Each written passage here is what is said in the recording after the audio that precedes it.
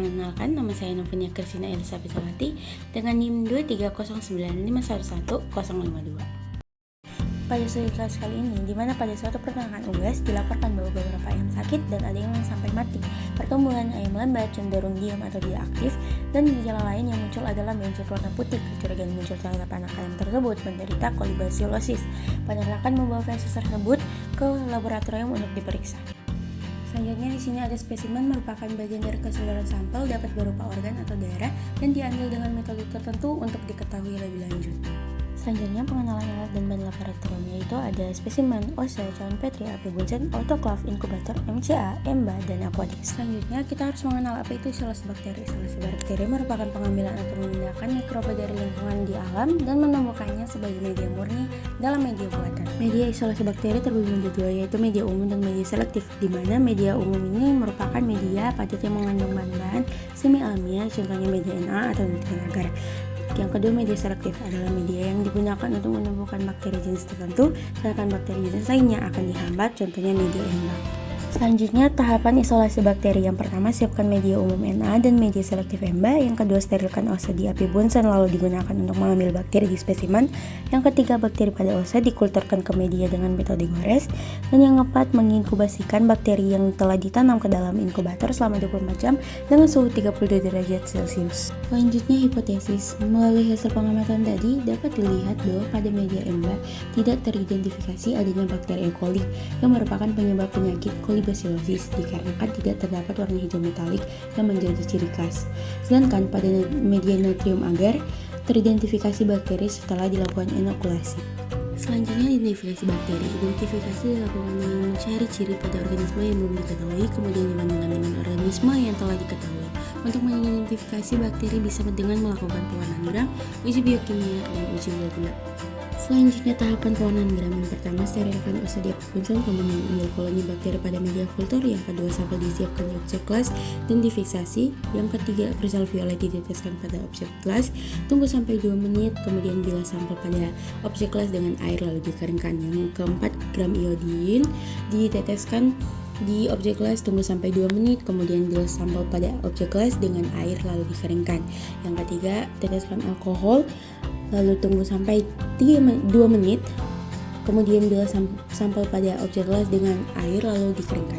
Yang ke-6, teteskan safranin, tunggu sampai 2 menit, kemudian bilas sampel pada objek kelas dengan air lalu dikeringkan. Yang terakhir itu amati koloni bakteri di bawah mikroskop lalu catat apa hasil yang telah dilihat. Selanjutnya, hasil pewarnaan gram. Bakteri gram negatif mengalami dekolorisasi oleh alkohol pada tahap air pengecatan terwarnai menjadi merah oleh safranin. Bakteri negatif memiliki 3 lapisan dinding sel. Lapisan terluar yaitu lipoposakarida atau lipid kemungkinan tercuci oleh alkohol. Selanjutnya, ini adalah bentuk-bentuk bakteri. Yang pertama itu ada yang bulat seperti telur, itu disebut kokus. Dan yang kedua itu ada silinder lurus, itu disebut dengan basil. Dan yang ketiga itu ada yang batang membentuk koma dan ada yang menyerupai spiral, itu disebut spirilia. Selanjutnya, uji biokimia dan uji gula-gula, di mana ini dilakukan untuk mengetahui fisiologi bakteri yang dilihat dari sifat-sifat metabolisme koloni bakteri yang tumbuh pada media kultur.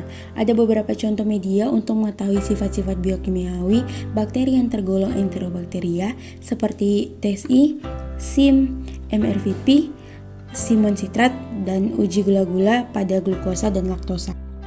Adapun alat dan bahan yang digunakan yaitu medium TSI, SIM, MRVP, simon citrat agar, glukosa, laktosa, biakan bakteri murni, AP Bunsen, inkubator, dan needle. Selanjutnya, ini ada hasil uji biokimia. Yang pertama ada TSIA, yang dimana hasil akhir itu warna kuning. Kuningnya dengan menggelembung yang menunjukkan pH rendah. Yang kedua, terjadi fermentasi glukosa dan terjadi produksi gas. Kedua, ini ada SIM, yaitu tidak terdapat endapan hitam pada media yang menandakan bakteri tidak menghasilkan sulfur. Yang kedua, di mana terbentuknya cincin merah yang menandakan terjadi reaksi indol pada media. Selanjutnya ada simon citrat agar, yang dimana dia memanfaatkan citrat sebagai sumber energi dan berubah warna menjadi biru. Yang keempat itu ada MRVP, dimana dia menghasilkan H2S berwarna kuning. Ditetesi reagen MR, dia menjadi berwarna merah yang ada cincinnya itu. Nah, ini merupakan hasil dari uji gula-gula. Sebelum itu saya akan menjelaskan sedikit apa itu uji gula-gula, di mana pada umumnya uji gula-gula ini menggunakan berbagai jenis karbohidrat seperti glukosa, laktosa, maltosa, sukrosa, rafinosa, dulkinol, dan sebagainya. Pembukaan bakteri pada media ini bertujuan untuk mengetahui sifat-sifat bakteri dalam kemampuannya memfermentasi karbohidrat dan untuk mengetahui produksi gas. Ini ada hasilnya, yaitu di mana bakteri tidak memproduksi gas, yang kedua tidak terjadi fermentasi karbohidrat, yang ketiga tidak terjadi perubahan warna yang menandakan hasilnya negatif. Itu gambarnya ada di sebelah kanan. Selanjutnya dapat ditarik kesimpulan dari pengamatan dari uji biokimia dan uji gula tadi, di mana pada uji biokimia pada media TSIA bakteri tidak memfermentasi gula dan tidak ada perubahan warna, yaitu negatif. Pada media SIM teridentifikasi positif E. coli dengan indol positif, ada cacing merah dan motility terbatas, tidak ada flagela. Pada media MVRPP hasil positif karena fermentasi gula dengan cara campuran. Pada media SCA positif E. coli dengan perubahan warna dari hijau ke biru. Pada media glukosa, hasil negatif karena tidak ada perubahan warna.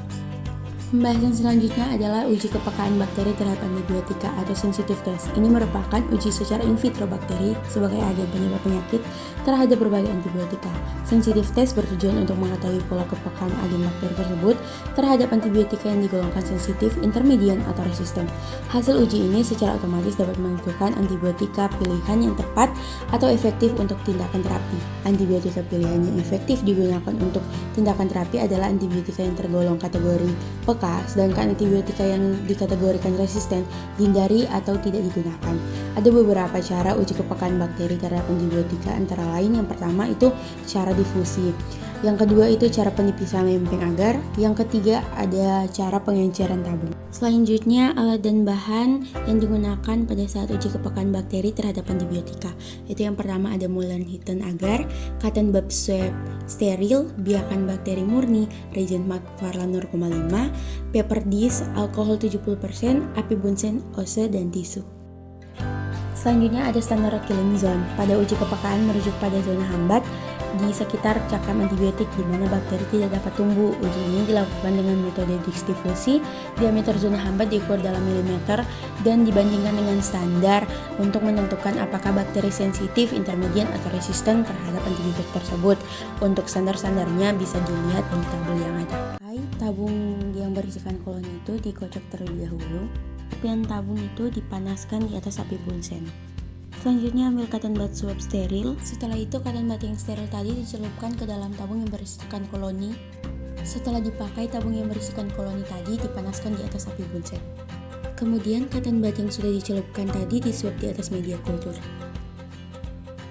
Selanjutnya cotton bud yang sudah dipakai itu dibakar lagi di atas api bunsen, kemudian dibuang ke tempat sampah. Selanjutnya ini adalah hasil uji kepekaan antibiotik. Yang pertama ada chloramphenicol yang berukuran 2,5 cm, yang kedua ada bacitracin berukuran 2 cm, yang ketiga ada suprametazol triprenoprin itu 2,6 cm, dan yang keempat ini ada tetrasilin 2,8 cm, dan yang kelima ada doxosilin itu 2,4 cm.